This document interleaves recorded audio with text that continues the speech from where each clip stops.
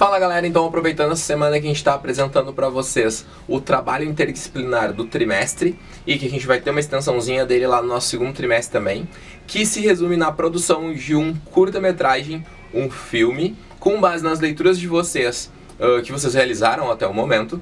Eu trouxe aqui então, hoje, não vai ser eu que vou falar sobre esse assunto, vão ser dois amigos meus, o Rafael Ricci e o Eduardo Teixeira, que são da área de cinema, cursaram realização audiovisual e vão dar algumas dicas para vocês de como realizar esse trabalho. Olá pessoal, tudo bem? Me apresentando aqui, eu sou o Eduardo, estou aqui a convite do Roger para conversar um pouquinho com vocês. Eu só me apresentar, eu sou o Eduardo Teixeira, sou formado em realização audiovisual pela Unicinos, fiz especialização em TV e convergência digital também pela Unicinos. Trabalho já há algum tempo com audiovisual, eu também, além de estar atrás das câmeras, eu também sou ator, faço parte de um grupo de teatro, já trabalhei em algumas produções para cinema, alguma coisa de comercial, publicidade, e sou freelancer no momento, eu já trabalhei bastante com televisão, na parte de edição, de roteirização, principalmente edição de imagens, também operação de câmera, enfim, todos os setores que envolvem televisão eu já passei, e no momento eu trabalho como autônomo, trabalho com edição de vídeo, e também algumas pequenas produções de projetos mais autorais.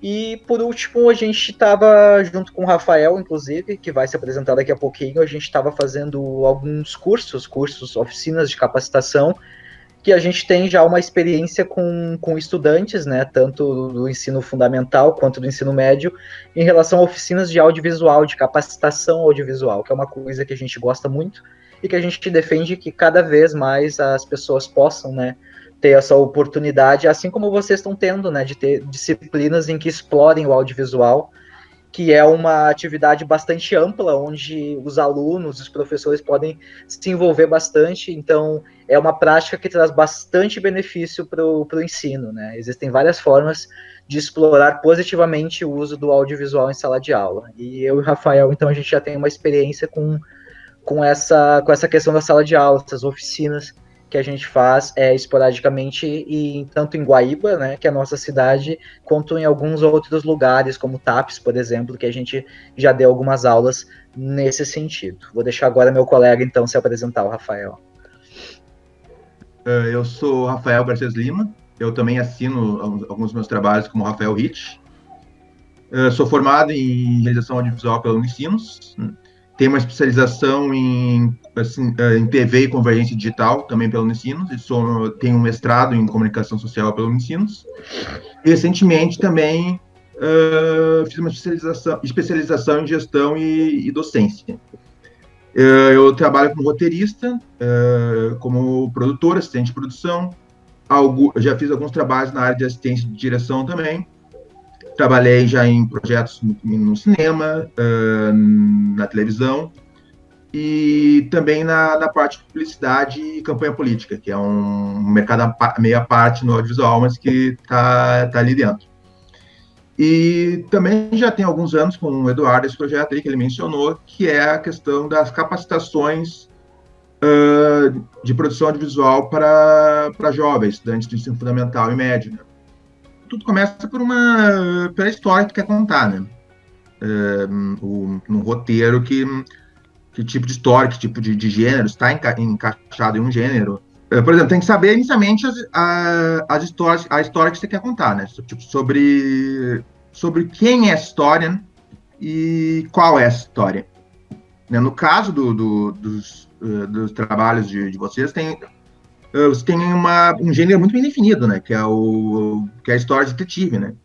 Um gênero que tem signos muito claros, né? Que é o mistério de detetive britânico. Tu tem o detetive, tu tem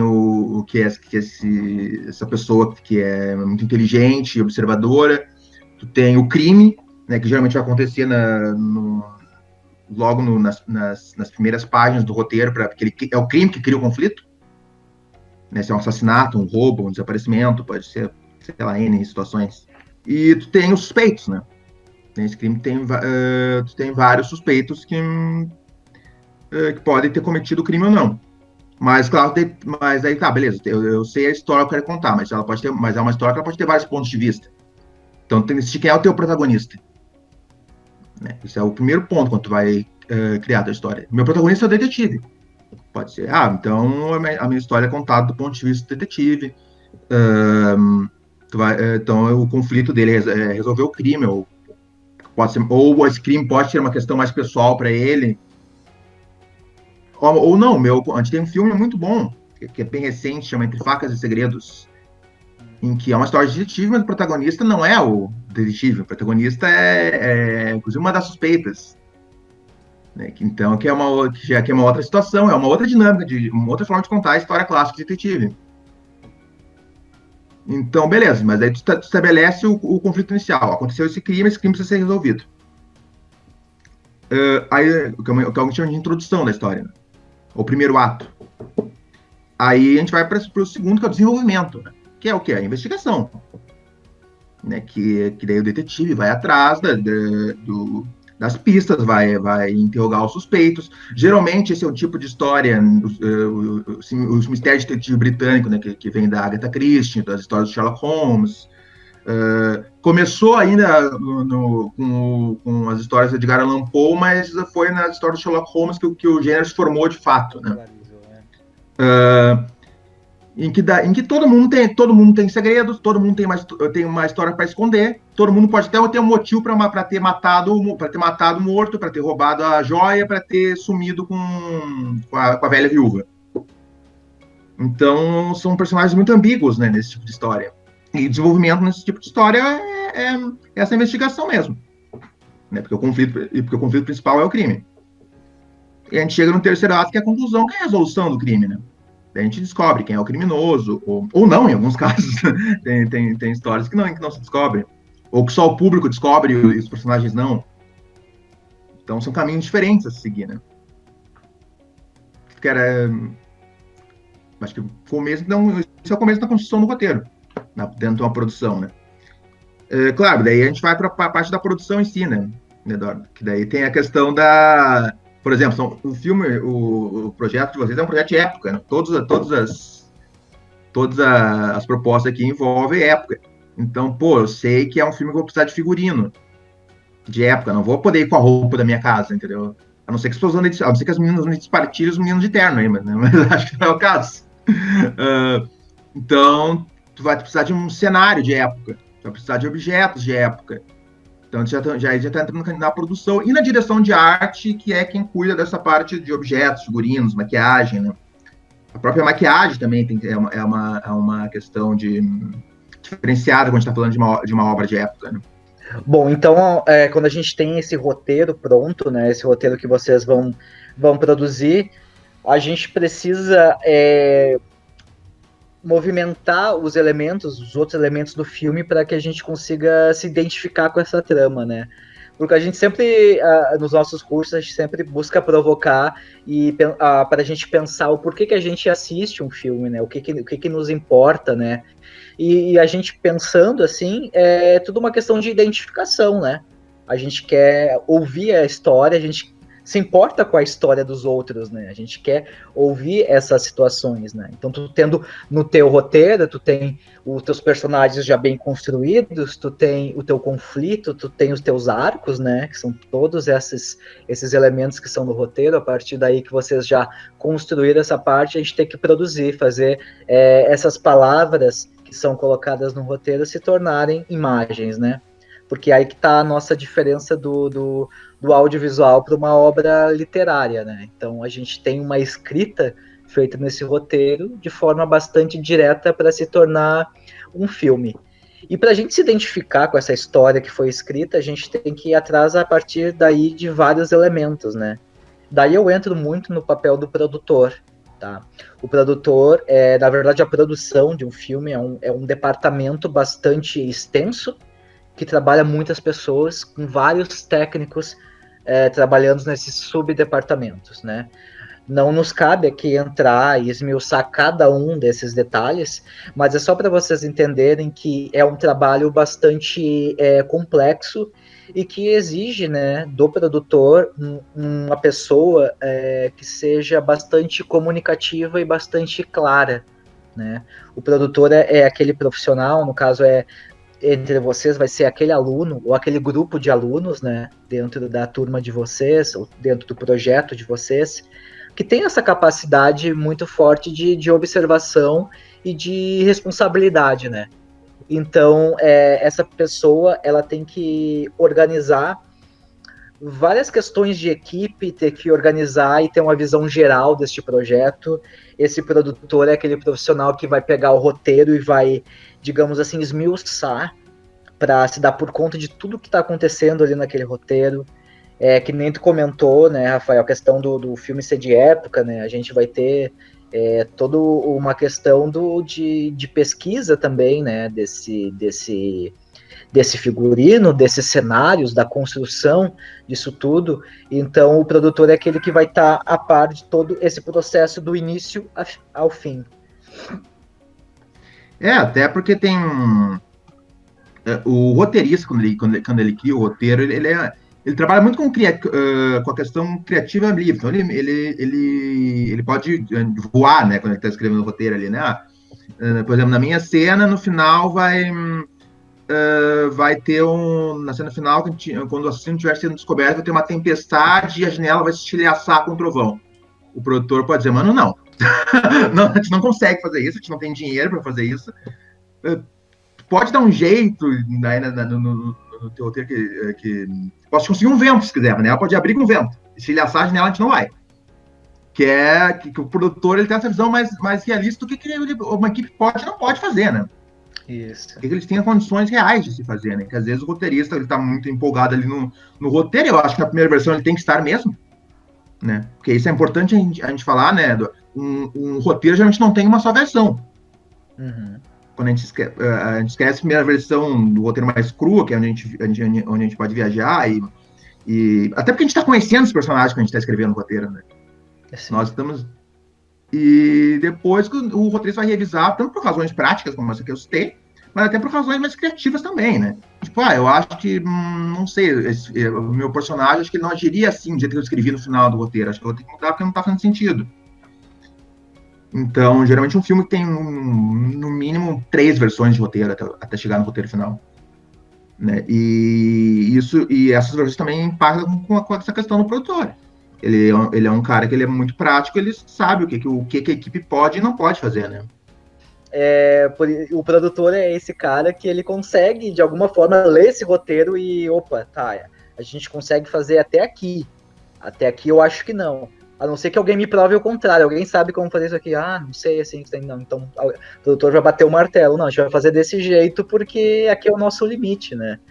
Então entre vocês da turma, assim, vocês conseguirem identificar, né, quem é esse cara, quem é esse menino, quem é essa menina que tem essas características, que consiga ter essa responsabilidade e esse pé no chão, assim, de, a gente tem esse prazo para cumprir e o que a gente pode fazer é isso e isso e isso. Isso é o que está ao nosso alcance de acordo com o tempo que a gente tem. Então, identificar quem são essas pessoas da equipe é bastante interessante. E curiosamente, isso também é uma função do produtor, porque o produtor é um cara que ele é muito observador, assim, né? E claro, além da produção, né? Que é essa coisa que a gente já falou todo, que é esse cara que faz muitas coisas, que ele cuida desse cronograma, ele vai cuidar para que tudo fique pronto no momento certo, né? Ele vai organizar toda essa equipe, essa grande equipe, né? Tem a questão onde vai ser gravado cada coisa, quem é que tem que estar presente naquele momento, quem não tem que estar presente. Tipo, as locações que a gente chama, né, que são os locais onde vão ser gravados, isso é coisa que é organizada pelo produtor, né? Então vamos falar um pouquinho da direção de arte, né, Rit, né? Que exige a pesquisa, né? Que exige. É um trabalho toda a parte muito importante, ainda mais importante quando é uma produção de época, né, Rit? Não, com certeza. Porque por ser uma questão de época, a gente sabe que o figurino vai ser diferente, né? A gente sabe que o trabalho de maquiagem vai ser diferente, no caso esse é um tipo de gênero, por exemplo, que vocês estão trabalhando o Mistério de Detetive Britânico, né? Que geralmente tem tem pessoas da alta sociedade, né? Mulheres da alta sociedade, que tem uma maquiagem diferente das maquiagens que as mulheres usam hoje. Né? Era um tipo de maquiagem diferente, né? O tipo, as mobílias eram diferentes, né? Tipo, como uma pessoa decorava a sua sala, né? E a própria questão, é claro, que o diretor de arte vai olhar, isso aqui é a casa de uma família rica. Não, isso aqui é a casa de uma família mais pobre. Ó, é a casa de uma família rica, mas que mas essa família rica, eles não são originários do Brasil. Eles são comerciantes indianos que vieram morar no Brasil. Então já é outro tipo de decoração. Então essas minúcias assim que o diretor de arte está atento quando ele pega e ele lê o roteiro, né? Ou até e questões que são muito próprias até do próprio personagem, entendeu?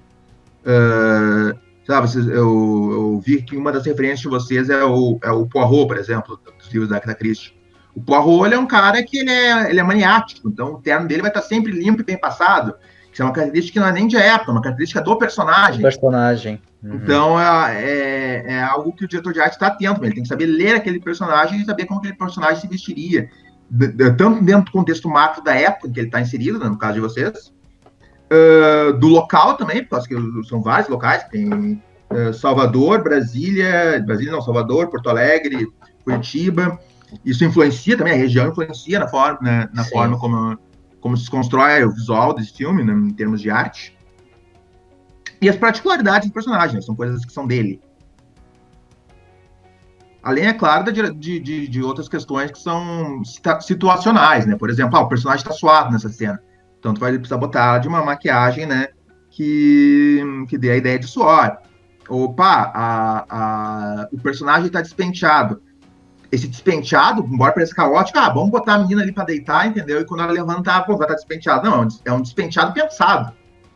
Então, é todo um penso que existe em torno da direção de arte que dá essa identidade visual para o filme, né?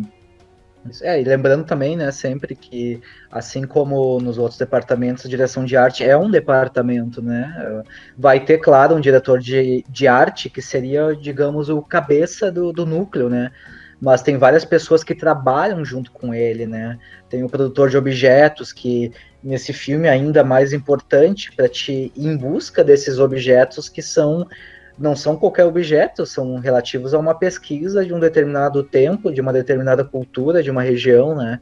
Então, é a organização desses elementos e a busca desses elementos. Tem o pessoal do figurino, né? Daqui a pouco tu vai ter alguém da tua equipe que vai cuidar mais do figurino, a questão das composições das cores, por exemplo. Mas uma coisa que eu acho bem bacana, né, ressaltando que tem essa particularidade de ser de uma época específica, é de ter no grupo da produção do filme um núcleo de pesquisa, né? Extremamente importante. Olha como pode ser, que exercício que vai ser legal, interessante de trabalhar uma pesquisa histórica, né, do ambiente onde está inserido aquilo, tanto nessa questão visual, tanto da questão do roteiro, né, porque tinha a questão da oralidade, né, de como a prosódia, que a gente chama, né, com certeza. E a prosódia, como era falado as palavras na época, né, tem a questão da região e tem a questão da época também, né, onde se passa, né. Algumas gírias de hoje em dia não são as gírias que tinham antigamente, ou usavam muito menos gírias, ou não usavam gíria nenhuma. É um tipo de filme que não vai poder botar um personagem dizendo só que não, entendeu? E depois da direção de arte, né, nesse caso, tu até comentou que poderia ter algumas cenas com luz de velas, né, que pode acontecer muito, a gente já esbarra um pouquinho na direção de fotografia, né, como se trata em vela, se trata de luz, né, filmar no escuro sempre é mais delicado, né, a gente tem que tomar mais cuidado, né?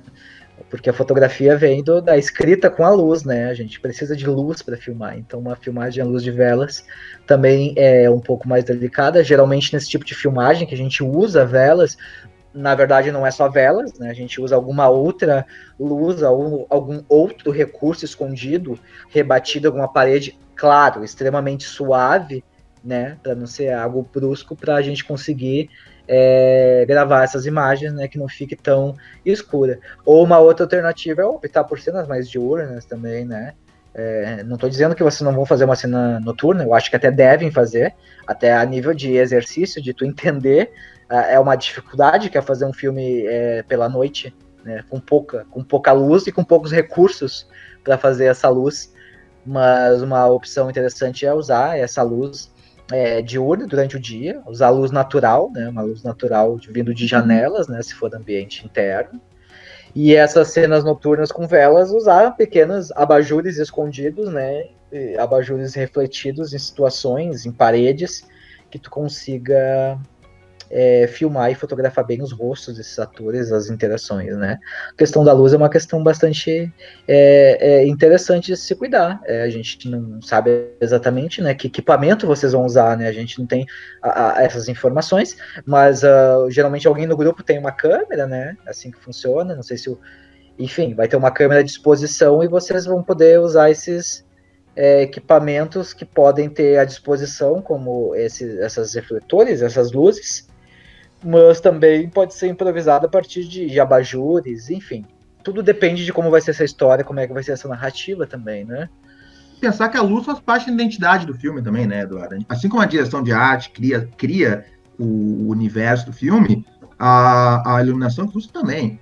É um filme mais claro, entendeu? É um filme, sei lá, um filme que ele tem, que embora seja, e o Mistério Detetive Britânico, ele funciona em vários tipos, né, de camada, tem histórias que são mais bem humoradas, então elas podem usar uma luz mais suave, uma coisa mais que um clima mais ameno, embora tenha um mistério, um assassinato ali, ou um roubo, ele é tratado quase como um humor, né? Ou não, é uma história mais sombria, é uma história, então tu vai precisar de uma luz que converse com esse clima sombrio, né? Se for uma história mais pesada, uma história mais dramática, mais trágica. E quando tiver, claro, pode ter um momento de mais iluminado numa história sombria, e assim, tu pode ter um momento mais sombrio numa história, mas tem que pensar mas tem que ter um porquê de ter uma alteração de estética, né, Eduardo? Sim, sim. Quando vamos supor, não, naquele momento os personagens estão mais leves, então ali a luz é mais suave, ela não. Então, mas não, agora essa cena aqui os personagens já estão mais pesados, então a gente precisa de uma luz mais pesada, de uma luz mais focante. Sim. E a luz não está lá só para eliminar as coisas, ela constrói a forma como as pessoas veem o filme. Sim. A gente tem essa ideia, né, de filmes terror ou com um clima mais tenso, uma iluminação mais escura, entende-se assim, né? Tem essa coisa mais da penumbra, mas não necessariamente, mas é algo que se pode buscar a partir daí, né? Com esse desenho de luz. E que nem tu falou, é a questão de buscar essa identidade, tu não pode mudar aleatoriamente a tua estética, agora é de um jeito, agora é de outro. Sempre se busca uma unidade desse filme, né? O tom, né? A gente fala muito dos nossos cursos, o tom do filme, né? Só que a gente fala de cinema estudantil, né? Porque, como eu comentei, assim, eu e o Eduardo, a gente trabalhou alguns anos no Festival do Cinema Estudantil, né? E a gente via filmes, assim, que era estética maravilhosa, né, Eduardo? Assim, fotografia linda. A gente via que os atores estavam bem, mas tu não escutava eles, ou tu escutava muito baixo. O som sempre foi o grande vilão o som não, a má qualidade de som. Sempre foi o grande vilão do cinema estudantil, né? E não só no cinema estudantil, no cinema brasileiro em geral, pega a história do cinema brasileiro, assim, o Brasil tem uma história de ter problema com som, né? Uma história de problemas de captação de som. O cinema foi dublado por muito tempo. Sim. Tem clássicos do cinema brasileiro que não é o som original que já se ali, são dublagens. E são dublagens bem mal feitas, inclusive. Exato, dublagens bem mal feitas, exatamente. Então, é uma questão bastante importante, pensar em como captar teu som porque, mais uma vez, não é tu chegar lá e pegar o microfone, o gravador e botar perto dos atores e é isso, né? E manda eles darem o texto. Existe um planejamento na hora de, como é que vai ser essa cena, entendeu? Essa cena aqui são os dois personagens conversando. Eles estão onde? Eles estão perto, eles estão na sala. E a sala, a sua locação nessa sala é onde? Ela é do lado ali da rodoviária. Não vai rolar. Entendeu? Porque tem um ônibus passando o tempo todo. Dá para ir para outro lugar onde a gente tem uma qualidade de som melhor? Não dá. A gente tem essa opção de locação aqui. Vamos para lá. Não dá. Aí tem que começar a pensar em questões de qual é o horário que passa menos ônibus aí. Ou até fazer um teste, a gente vai filmar com lapela, que a gente chama aquele microfonezinho. O lapela pega, vai pegar o som dos ônibus, não vai? São testes que o diretor de som, né, que é um departamento também, departamento de som, que também não é só uma pessoa, vai pensar antes de gravar o filme. São coisas que ele não vai descobrir na hora que ele for gravar a cena. Existe um penso antes de captar seu som. Isso. O som é bem mais complexo do que a gente imagina, assim. Vou retomar o que tu disse, verdade, sim, né? O cinema estudantil sofre muito com essa questão do som, né? Porque é uma coisa que veio depois, eu acredito, né, nos estudos gerais, né? O Brasil sofreu com isso. Eu acho que, consequentemente, o som foi sendo deixado para depois, né? E vários filmes que a gente assistia do cinema estudantil eram muito difíceis de entender, a gente não entendia. E alguns usavam o recurso de uma legenda e colocavam a legenda lá, para a gente poder entender a história, mas perde, né? Tu precisa, né, dessa questão do som. A gente tem vários recursos hoje em dia, é claro, né, que o ideal, todos nós gostaríamos de ter um gravador profissional de som, todos nós gostaríamos de ter um boom, né, com aquele microfone shotgun que a gente tanto conhece, que é aquela vara que é segurada, né, durante o set de filmagem. Muitos certamente já viram em bastidores de filme, que seria o ideal, e cada ator, o ideal, assim, só para vocês entenderem de uma gravação, vamos supor que seja uma cena de diálogo, tá? 2 pessoas nesse diálogo. Cada um dos atores vai ter o seu próprio lapela, né? Que é um lapela sem fio, que é um microfone que vai ser colocado ali escondido na roupa da pessoa, e vai estar sendo recebido pelo técnico de som, que vai estar a alguns metros dali, e vai ter um técnico de som segurando aquele microfone de boom, né? Que é aquela vara que vai ser seguindo de acordo com o que os atores estão falando, né? Segue um ator, segue o outro ator, de acordo com o timing da fala deles. Mas a gente sabe que essa não é uma realidade que qualquer pessoa vai poder ter. A gente grava muito, a gente já fez experiências em oficina, né? A gente já tinha lido sobre isso, e eu e o Rafael já testamos em oficina que a gente deu, que é o uso de celulares para captar o som, tá? A gente fez oficinas, filmes totalmente com celulares.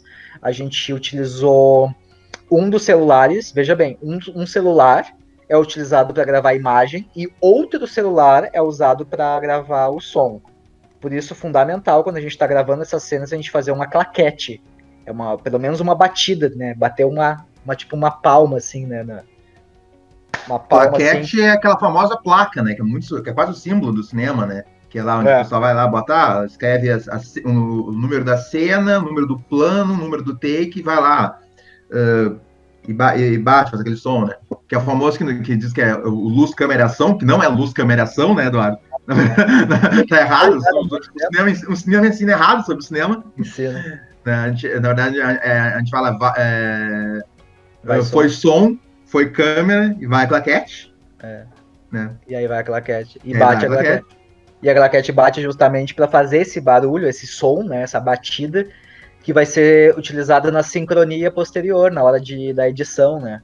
Para que a gente possa sincronizar o som que está no gravador, o som que está em um dos celulares e a imagem que está no outro celular. Por que a gente faz isso? Porque, claro, o celular que está gravando a imagem, vamos supor que eu estou gravando um plano geral de 2 pessoas conversando, vai ter que estar um plano aberto, ou seja, o celular vai ter que estar distante o suficiente para que os 2 personagens caibam naquela imagem, entendeu? E ao mesmo tempo, o meu microfone, que no caso vai ser um dos celulares, ele tem que estar o mais próximo possível da fonte sonora, então eles estão na contramão, a imagem tem que estar aberta e o som tem que estar fechado. Por isso que aí, então, o que eu posso fazer? Eu posso botar esse meu celular que está captando o som próximo desses atores que estão dando o diálogo.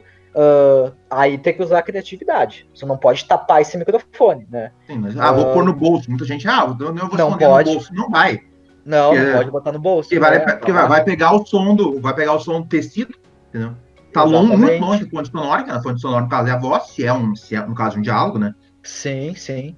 Vamos usar um cenário hipotético que é um diálogo aqui.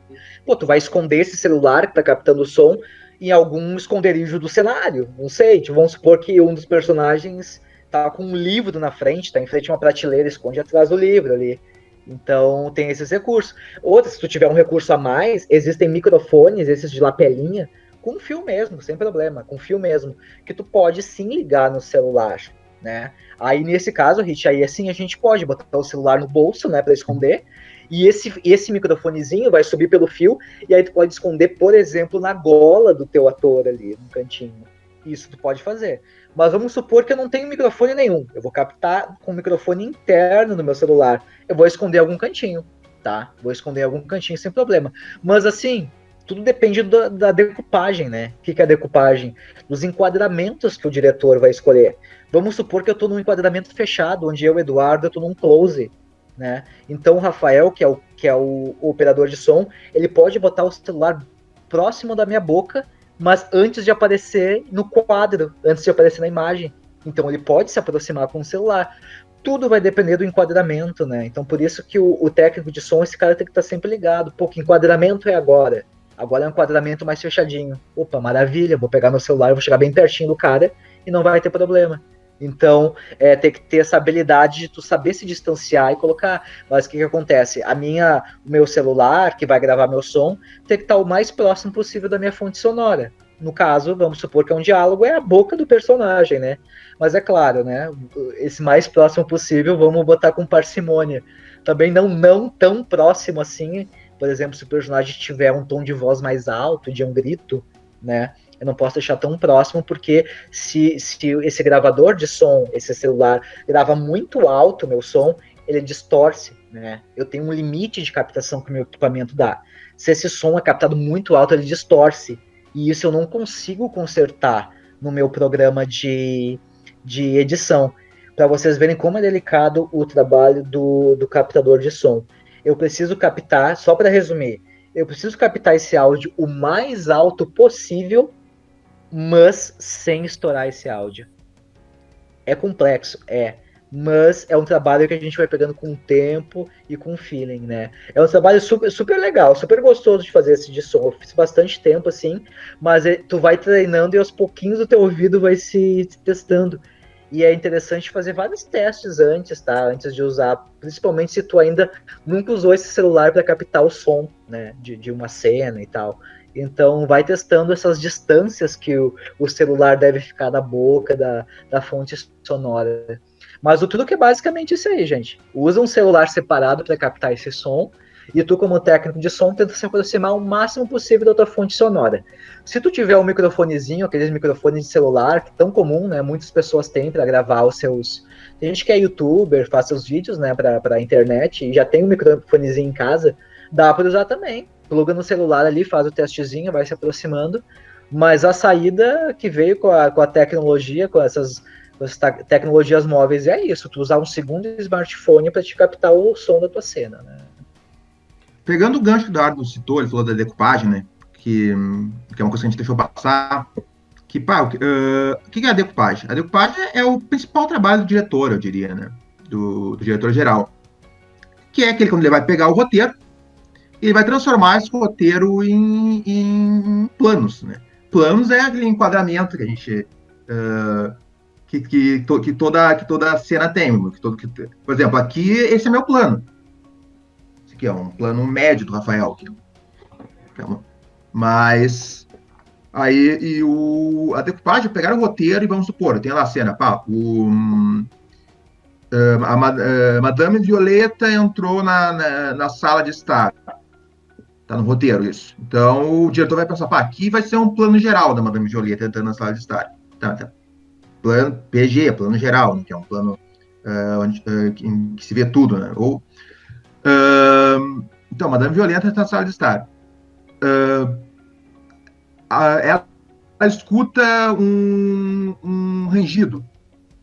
Agora eu vou cortar para um plano médico, um plano mais fechado, né? Que vou tipo esse meu plano meu aqui da Madame Violeta. Então vai lá, vai pegar um plano médio dela ali, ouvindo o som do rangido, se virando. Né? A gente vai escutar o som do rangido, obviamente, e vai pegar se virando.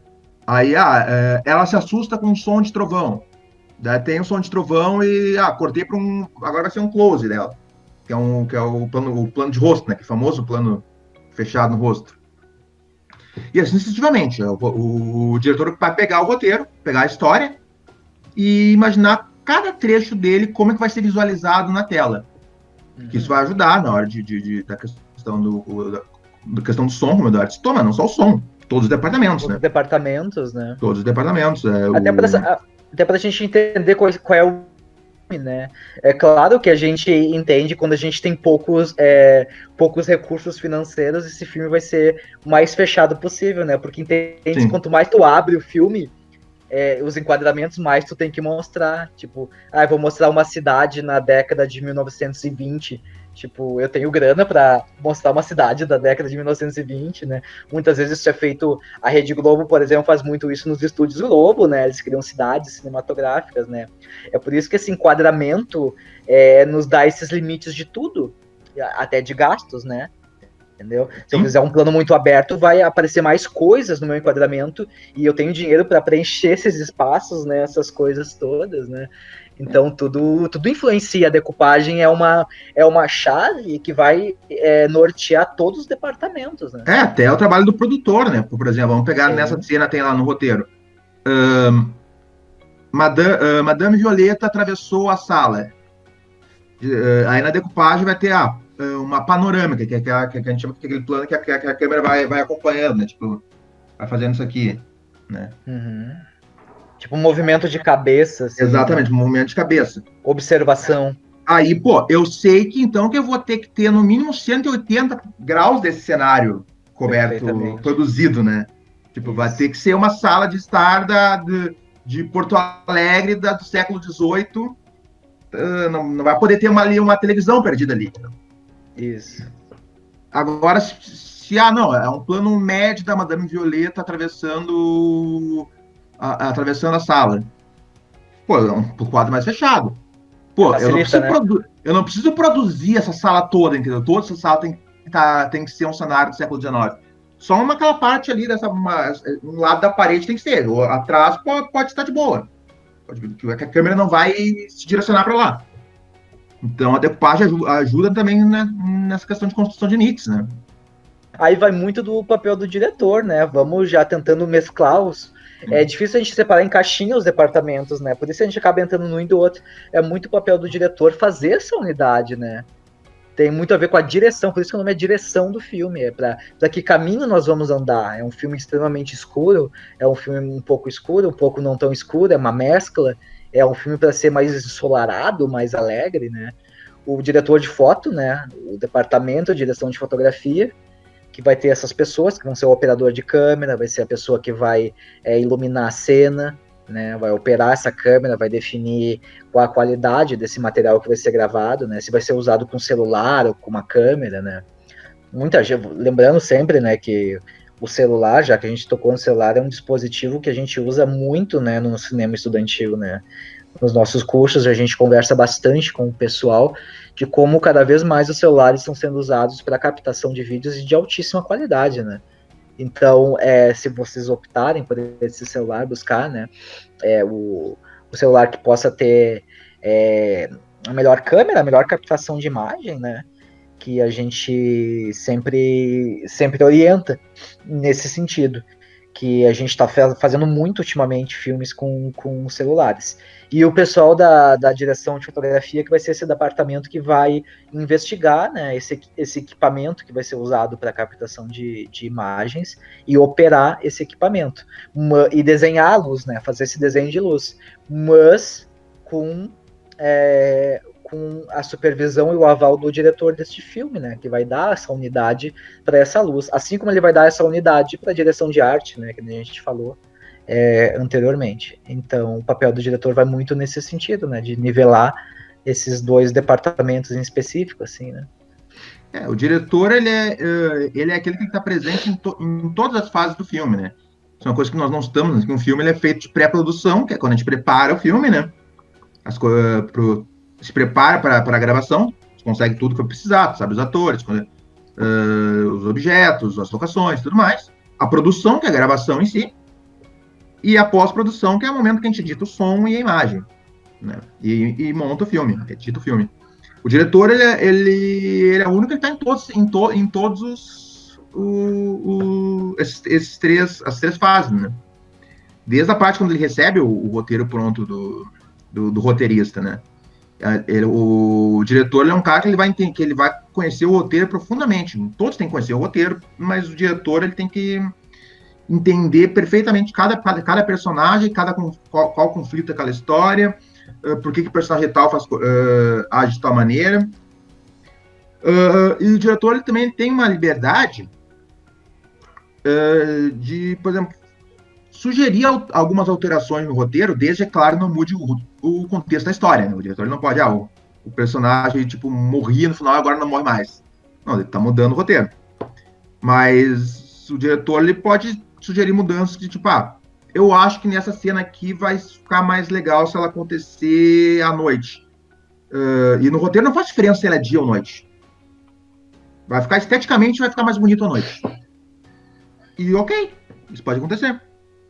E é claro, como o Eduardo disse, o diretor ele vai coordenar as questões de foto, de arte, de som. Todos vão ter seu espaço para criar, é claro, né? O diretor não tá todo mundo ali para seguir as ordens do diretor, né? Tem essa ideia, né, que o diretor é esse cara que ele pensa em tudo sozinho e os outros só fazem o que ele manda. Não é isso. O diretor não tá lá para ser obedecido.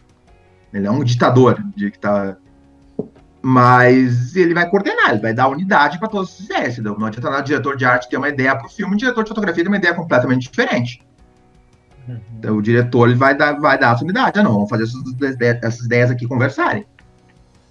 Uma produção audiovisual, principalmente dentro desse projeto aqui de vocês, esse gênero, né, o mistério de assassinato, ele envolve proximidade, geralmente tem um grande clímax onde isso dentro do gênero que pode ser tensionado, né, dentro dos signos do gênero, né. Mas tem um grande clímax que tem todo mundo reunido ali, uma grande discussão, o detetive expõe os motivos porque um é culpado, porque o outro não é, e tudo se envolve proximidade. E numa pandemia como essa que a gente está vivendo, é mais complexo fazer isso, né? A gente teve agora, por exemplo, a produção tem um novo filme do Batman, que está sendo gravado agora. A Warner montou um estúdio todo lá em Londres, assim, tudo fechado, controlado, assim, tudo. E o Robert Pattinson, que é o Batman, pegou o Covid. Meu, se a Warner não consegue proteger o Batman, cara, o que sobra para nós, entendeu? Então tem essa complicação aí, né? Desde a hora de escrever o roteiro, né? Isso, o filme em si, ele já deve ter uma unidade como um todo a partir do diretor, né? Mas agora mais do que nunca, né? Como esse é um trabalho muito em equipe, assim, cada vez mais do que nunca vocês vão ter que estar unidos para pensar esse filme do início ao fim. Então vai desde a escrita do roteiro, né? Pensar muitas vezes, exatamente, porque pensar duas vezes a hora de estar escrevendo aquela cena, como vai ser gravada, né? Mais do que nunca. A gente tem que não é o caso de vocês, aqui do projeto de vocês, mas tem um gênero que tem sido bastante explorado, um subgênero, né? Que é o que eles chamam de desktop movie, né? Que o terror tem usado bastante. Que são histórias que são contadas por webcam, entendeu? Cada um só tem um filme chamado Amizade Desfeita, que é todo contado assim, pelo webcam. Os personagens são gravados, cada um sozinho na sua sala, né? E assim se desenrola a história. Tem o recente também, agora não foge o nome agora, mas que foi gravado durante a pandemia, inclusive. É possível tu construir isso num roteiro desde, tipo, vamos supor, tinha uma história de narração que tu trabalha com grupos pequenos de pessoas. Tipo, o personagem do detetive, por exemplo, tinha um detetive mais ou menos desse mesmo gênero, que era o Charlie Chan, que ele resolvia os mistérios tomando chá, né? Quer dizer, ele não saía de casa, resolveu os mistérios. ele era tão inteligente que ele só ouvia o que ele tinha que escutar, e da casa dele ele resolvia as situações. Então, é possível tu criar uma história que trabalha com pequenos blocos. Isso aí. Tipo, o Charlie Chan, tô contando a história do dia em que a tia Adelaide brigou com o Coronel John. Daí tu vai lá e grava uma cena separada da tia Adelaide e do Coronel John em outro bloco, em outro bloco, e assim tu vai indo. É mais complexo fazer isso, em termos de narrativa, né? É menos interessante, mas com criatividade é possível fazer. Bom, pessoal, então é claro, sou muito suspeito a falar, mas o fazer audiovisual é uma atividade, para mim, que eu vejo muitas oportunidades em vários setores, né? Como profissão é um trabalho como qualquer outro, né? É muito comum as pessoas glamorizarem muito, né? O cineasta, a pessoa que trabalha com cinema, mas é um trabalho como qualquer outro, tá? Tem seus perrengues, enfim, tem seus compromissos, tem suas responsabilidades. Às vezes a gente pensa que trabalhar com arte é uma coisa tão livre, tão solta, mas a gente tem os nossos compromissos, tem a questão da criação, mas tem muita responsabilidade no meio. E o audiovisual, em particular, a gente trabalha com muita gente, né? Com uma equipe muito grande. Então tem que ter muito respeito e o que eu sempre falo, muita comunicação, tá? As pessoas têm que se comunicar muito bem nesse meio, tem que existir muita clareza para que as coisas consigam acontecer da melhor maneira possível. Fazer um filme é bastante complexo, tem vários pequenos detalhes, né? Vários pequenos imprevistos que podem acontecer. A gente não sai, sabe, de um curso de audiovisual, quando a gente faz um filme, começa a trabalhar sabendo tudo e todas as funções. Isso é normal. É por isso que fazer um filme é como se fosse uma grande empresa, né? Uma grande indústria. Tu tem vários setores e vários departamentos e cada um vai ser melhor ou pior um determinado departamento. Por isso que isso de começar a fazer o audiovisual ainda na escola, né, que é uma coisa que a gente gostaria tanto, né, que a gente pudesse ter, né, uma disciplina obrigatória em todas as escolas de audiovisual, né, por isso que eu e o Rafael, a gente trabalha tanto com oficinas particulares por fora, mas o que a gente gostaria de fato é que isso existisse para todos puderem ter essa oportunidade, porque o audiovisual tu trabalha várias coisas, né, tu trabalha com questão de cenário, tu pode aprender um pouco de arquitetura com cenário, o roteiro tu aprende muito escrita, muito português, questão da narrativa, o som, tu trabalha até com elementos da física no som, e o pessoal acha que é só gravar o som, não, tem muitos elementos de espaço, de superfícies que interferem. A história, né, de ter que fazer pesquisa, vou fazer um filme nos anos 90, qual era o contexto histórico ali, entendeu? Qual é Perfeitamente, tudo isso. perfeitamente. Regional também, né? A direção dos atores também, o próprio ator em si tem muito a questão do psicológico, de estudar a psicologia dos personagens, né? O audiovisual é uma profissão que tu trabalha diversas outras profissões dentro daquele fazer audiovisual. Então, para quem está começando agora, aproveita bem, né, essa oportunidade de fazer esse filme. Tu pode descobrir várias coisas que tu pode gostar ali e seguir como profissão, ou até mesmo não precisa seguir como profissão, mas é uma oportunidade de tu ter a chance de experimentar funções, de se comunicar e conhecer melhor até teus amigos de turma, assim, né? É normal que algumas turmas, às vezes, como são muito grandes, é natural que tu tenha um vínculo maior ou menor com um determinado grupo de amigos, né? Os grupinhos. E essa é uma oportunidade de todos fazerem um trabalho coletivo e se conhecerem melhor uns com os outros e cada um por si mesmo, né? Cada um conhecer melhor si mesmo e o que é capaz de despertar. Daqui a pouco eu gosto de escrever e nunca me despertei isso de escrever. Daqui a pouco eu vou fazer o roteiro do filme.